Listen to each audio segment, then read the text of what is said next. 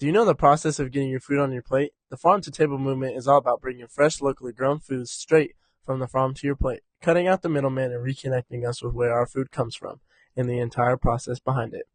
A local farmer right outside of Melrose, New Mexico, Cedar Rush, tells us what he raises and grows and his role in the farm to table movement. I would say my main cash crop is cattle, which is ultimately the beef that you eat in your tacos or your hamburgers or whatever else. How it all comes together? Well, Rush has this to say about how he gets his cattle started in the process. My link in the production chain, at least in the livestock portion of what I do, is I will import 400 to 500 pound, stalker steers, stalker heifers that I buy out of Texas or wherever else. Rush says the cattle's weight just depends on the grass and how strong it is, because if the grass is stronger, then the cows will eat more, and if not, then they won't gain as much weight.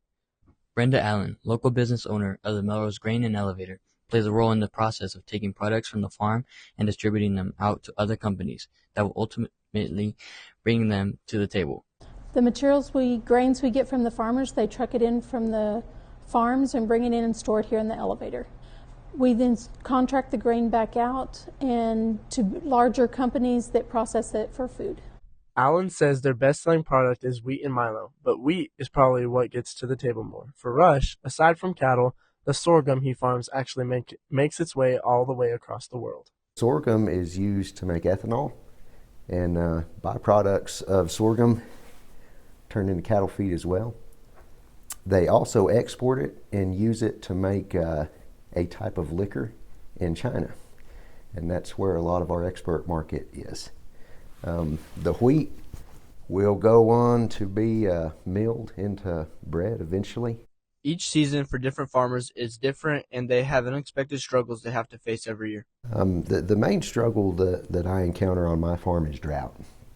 It is very difficult to know when you're going to get the precipitation you need and at what time. So timing is huge. Rush says the livestock in this part of the world thrives more because of lack of rain.